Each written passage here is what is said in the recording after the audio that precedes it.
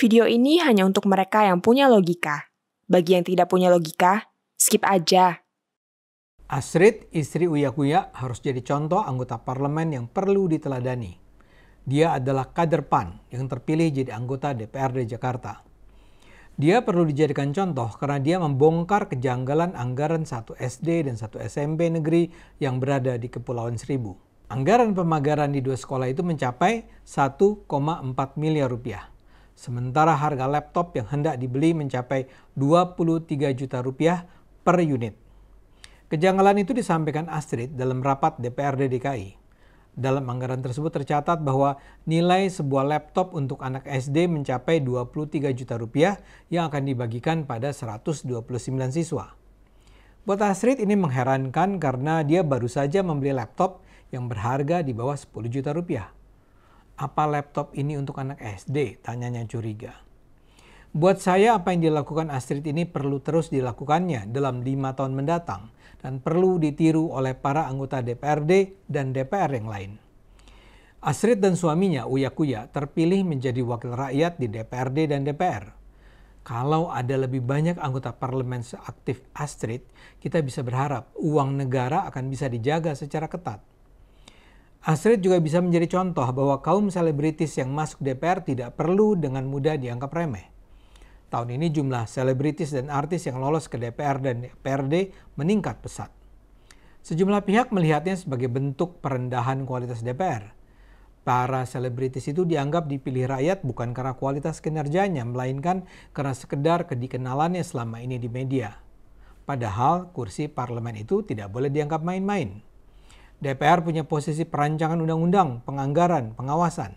Jadi kalau yang terpilih adalah mereka yang sekedar pintar nyanyi atau pintar berakting atau pintar melucu atau sekedar selebritis, betapa rawannya nasib masyarakat ke depan. Tapi kehadiran Astrid bisa dijadikan contoh yang mematahkan kekhawatiran itu. Penting untuk mencatat, Astrid dan Uya Kuya memang sudah punya kehidupan yang cukup mapan. Dikabarkan menurut LHKPN-nya, Astrid tercatat punya harta kekayaan sebesar 2,4 miliar rupiah. Sedangkan Uya, sang suami, punya harta senilai 26,4 miliar rupiah. Dengan harta seberlimpah itu memang kita berharap mereka merasa tak perlu lagi menggerus uang rakyat untuk memperkaya keluarga mereka. Tapi kan yang dilakukan Astrid bukan sekedar tidak korupsi. Dia juga jadi peniup peluit yang mengingatkan adanya indikasi kuat korupsi di tubuh pemerintahan Jakarta. Tidak ada penjelasan yang bisa digunakan untuk menerangkan bagaimana mungkin pagar di 2 sekolah negeri harus dibangun dengan biaya 1,4 miliar rupiah.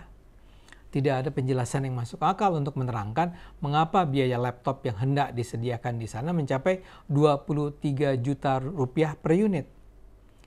Menurut saya hampir pasti itu adalah markup biaya. Artinya itu adalah tanda-tanda korupsi.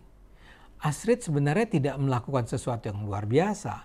Apa yang dilakukannya tidak memerlukan seorang superwoman. Astrid sekedar menjalankan kewajibannya sebagai seorang anggota DPRD. Tapi dia menjadi istimewa karena dalam kasus sekolah di Pulau Seribu ini hanya dia yang melakukannya.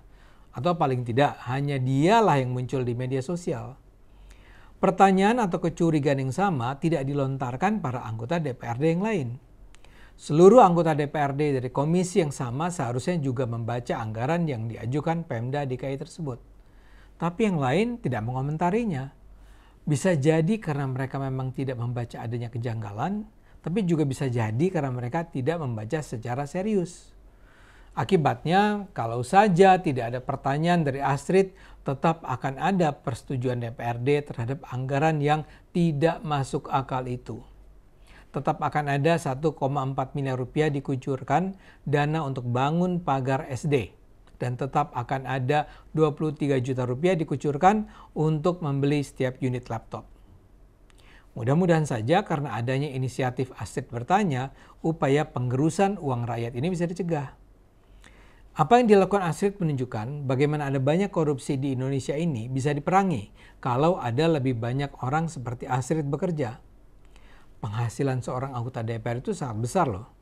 Dari yang saya tahu, mereka memperoleh penghasilan lebih dari 100 juta rupiah per bulan. Bukan hanya anggota DPR pusat, tapi juga anggota DPRD. Tapi masalahnya mereka hidup dalam sistem yang sudah busuk. Anda pasti sudah pernah dengar kan pendapat para ahli yang mengatakan korupsi di Indonesia itu sudah sistemik. Dengan kata lain, keseluruhan sistemnya korup. Dari hulu ke hilir, korup. Kita gunakan contoh Pulau Seribu tadi. Indikasi korupsi sebenarnya sudah bisa kita lacak di pihak yang menulis anggaran. Orang itu pasti duduk di pemerintahan. Mungkin sekali di dinas pendidikan. Dan itu dilakukan bukan cuma satu orang. Keputusan untuk mengajukan anggaran dibuat melalui rapat bersama yang mungkin berlangsung berulang kali. Jadi ini kerja kolektif. Dan orang-orang ini mungkin sekali sudah berbicara dan bersekongkol dulu dengan vendor. Vendor yang nantinya akan diserahi tugas membangun pagar atau menyediakan laptop ke 129 murid tadi. Misalnya saja, kalau di anggaran tercatat harga per unit komputer adalah 23 juta rupiah per unit, dana yang dibayarkan ke penyedia komputer bisa saja cuma 18 juta rupiah per unit misalnya.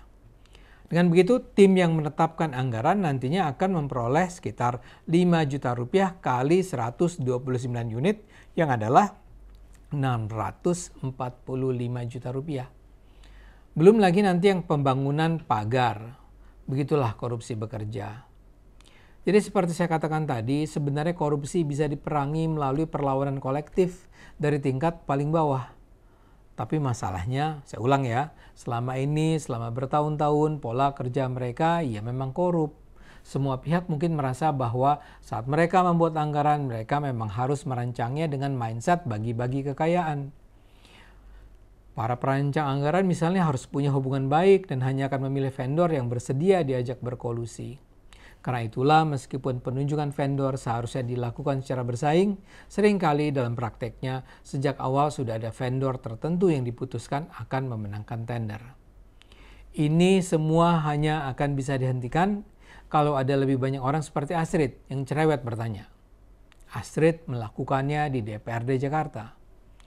Tentu kita berharap suaminya, Uya Kuya, melakukannya juga di DPR Pusat.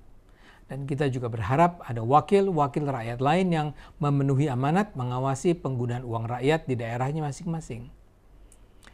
Korupsi di Indonesia ini sudah sampai tahap raksasa. Karena itu perlawanan terhadap sistem yang korup bisa dilakukan seandainya ada banyak orang bersih di parlemen yang bersedia mengambil risiko memeranginya. Ketika saya mendengar cerita Astrid, saya jadi teringat apa yang dilakukan partai saya PSI di DPRD Jakarta pada masa kerja 2019-2024. Di awal masa kerjanya saja, William Aditya Sarana dari PSI memposting di media sosial anggaran pemerintah DKI 2020 yang fantastis tidak masuk akal. William misalnya mengungkap usulan anggaran suku Dinas Pendidikan Jakarta Barat sebesar 82 miliar rupiah untuk pengadaan lem Aibon dalam penyediaan alat tulis kantor. Selain itu ada anggaran 121 miliar rupiah untuk pengadaan sekitar 7.000 unit komputer di Dinas Pendidikan. Keusilan William ini mengejutkan banyak pihak termasuk para pimpinan DPRD. William dimusuhi bahkan diperingatkan untuk tidak mengulang kelakuannya. Tapi yang penting penggelontoran bebal itu bisa dibatalkan. Kini kita berharap akan ada lebih banyak lagi wakil rakyat bertindak seperti William dan Astrid. Ayo gunakan akal sehat, karena hanya kalau kita gunakan akal sehat, Indonesia akan selamat.